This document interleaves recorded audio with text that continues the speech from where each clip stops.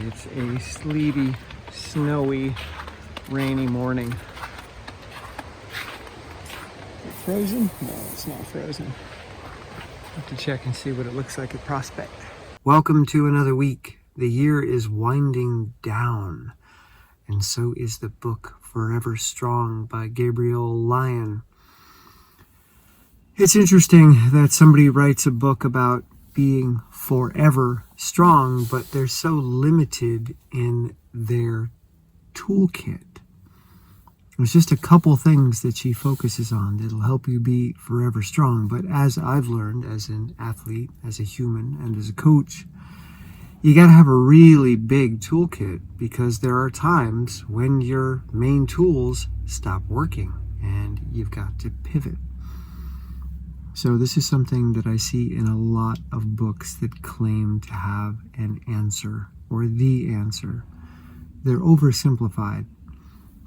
Life is just too complicated. The body is just too complicated to have a single solution that works forever. So while there is good information in this book, it's not the only useful information when it comes to fitness and strength and diet and health. The more I learn, the more I realize that the picture is enormous, and therefore I continue to learn. I haven't learned enough yet. There's always more to know. Okay, I'm gonna go upstairs and start my work day.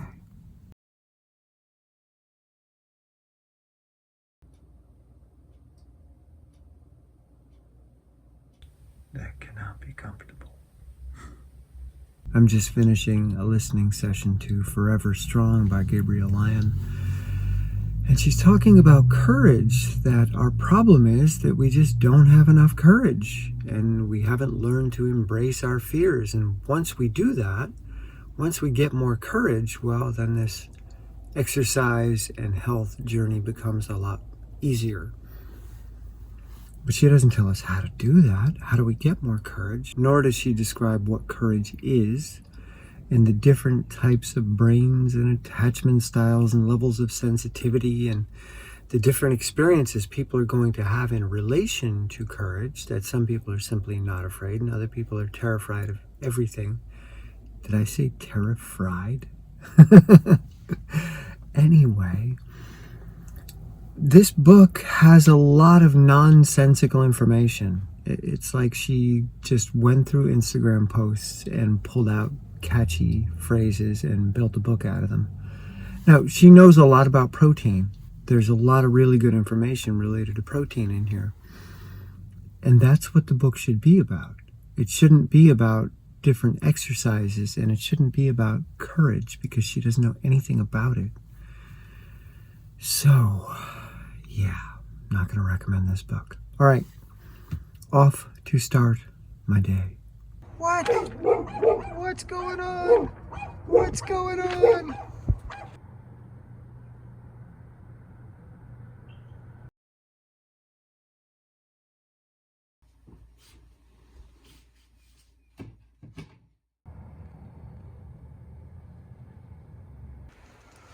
Going in.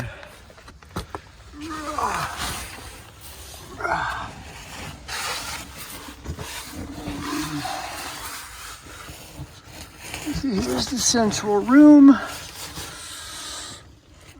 And that's the block that I'm taking out at the moment. And to fix the beam.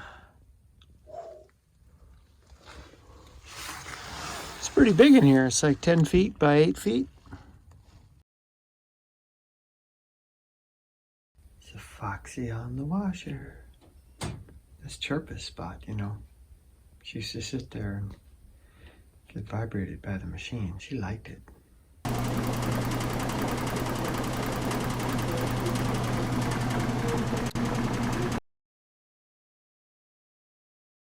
It is a rather chilly December 1st, and I'm spending a moment in the educational bubble listening to Free Agents by Kevin Mitchell, which seems like it's a response to Robert Sapolsky's book Determined, but they were actually written at the same time, so it isn't.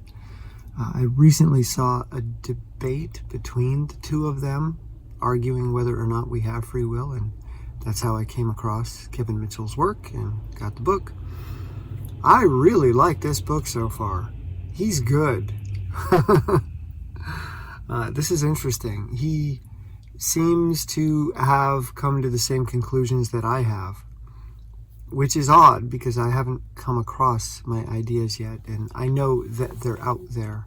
It's very rare that you have an original idea, and this is one of the reasons that I keep reading, so that I can eventually come across other people that think like I do. Anyway, good book. He's talking about single-celled creatures at the moment and the sensory apparatus that they have evolved. And he's saying that these sensors and the interpretive systems that allow the creature to make sense of the information are expensive evolutionarily. They cost energy to create, to use, to maintain, etc.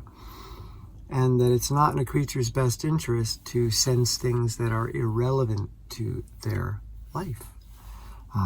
Any data coming in that's not relevant to one's life would be considered noise, and noise in the system is problematic. It leads you to a lot of false conclusions. And as I'm listening to this, I'm thinking about the media, and more specifically social media, and how much noise we have in our systems now as human beings. Non-local noise, not here noise, not now noise. And we're constantly bombarded with data from sensors that are elsewhere. And then we struggle to maintain a sense of well-being in our local environment. We become disempowered in our local environment because of all the noise from other external, non-local environments. And this is problematic. People say, yeah, but I need to know what's going on. Why? How does that help you empower yourself, your most important environment, those around you that are close to you, and the community that you live in? Like, it spreads, there's a ripple effect. But if nobody's empowered because we're constantly overwhelmed and bombarded by all this noise, then what? What is the value of all this information coming in if it's not information about how we can improve the local spaces that we exist in, the places where we actually meet with each other face to face? All right, speaking of face to face, I gotta go upstairs and face my own face and edit the next vlog. So I was thinking we could have a retirement community here for pets.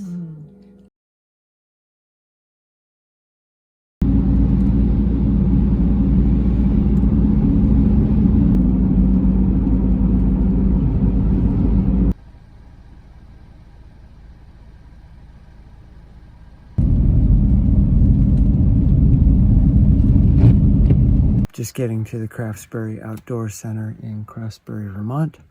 Really cool spot. A lot of the top skiers in the country live and train here. Yeah, I'm going to test out some skis. My buddy Zach Caldwell is here with, I think, like 80 pair of skis to test. So I'm going to check out some Modsus and Solomon and Fisher. Currently skiing on a pair of Rossis that aren't really custom tailored to me. So it'd be nice to get a ski that's actually flexed for my weight and my style of skiing. Anyway, it's been raining all the way here. Hopefully the rain stops, but it's gonna be nice to be on snow. Snow skiing is not roller skiing. You don't get that awesome grip that the pavement and the rubber wheels provide.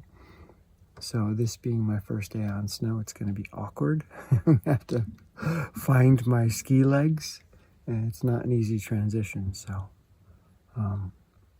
that's going to be a test of the skis that I try out.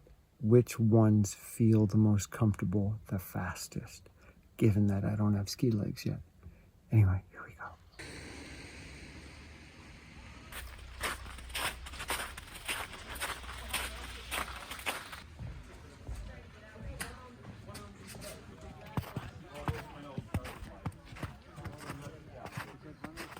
I'm just getting back to the studio after a long day away at Craftsbury, and I've got a lot of work to do. It was nice to be on snow, but it's not roller skiing. and I'm a bit awkward. And it was interesting to try out the different types of skis. Fisher, which everybody says is the most stable, most reliable ski in the most conditions. It's not always the fastest, but you're always going to feel like the ski is solid underfoot. And today I just felt like I was skiing on slush whenever I was on the Fishers. It was raining and the snow was somewhat moist, but I really felt like I was under the snow when I skied on the Fishers. The Matsus were my favorites of the day. The Redline F2, which is their firm snow ski. That felt snappy. My technique felt better than on my Rossis, than on the Fishers, and then on the Solomons. So I want to do some more testing with Matsu skis when I get the chance. But they felt the snappiest. I felt like I could pop up the hills a bit better, and I could get my hips and feet underneath me more than I could on the other skis. So, good learning experience, and I'm very grateful to Zach of Caldwell Sport, who let me try everything out and brought all the skis there for everybody to test. So he does a great service. Anyway, back to work. It's a rainy Sunday morning, and I'm listening to Free Agents by Kevin Mitchell. I listened to over 7 hours of this book yesterday on my drive back and forth to Craftsbury and took so many good notes. This book is amazing. Love it. So much better than Robert Sapolsky's Determined, and talking about very similar topics. So, got an hour and a half left. Probably finish listening to it today. But right now I'm going to go upstairs, do some work, maybe hop on the elliptical for a bit, and then go to Sunday brunch. I'm going to try pull-ups with a 20-pound weight vest and a 48-pound weight belt. It'd be nice if I could get 2, but really ultimately I'd just love to get 1. And I'm not going to go full extension because it's not necessary for skiing, and I'm likely to get hurt if I do. So I'm going to have a little bit of tension already loaded at the bottom, but what's important for me is that I go all the way up. I want my elbows to be right here at my sides when I'm done with a rep.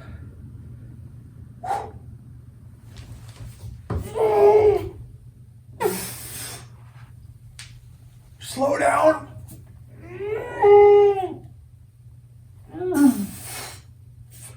And slow down. Wow.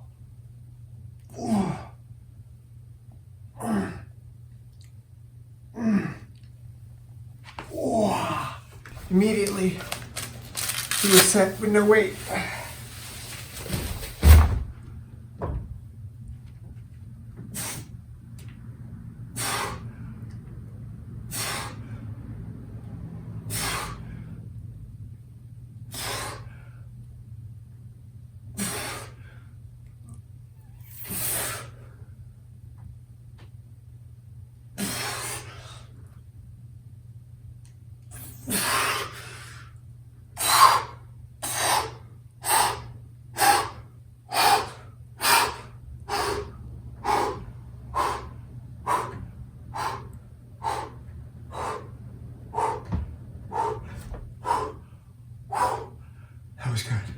This was a pretty intense week of strength training, so let me take you over to the board and show you what I did.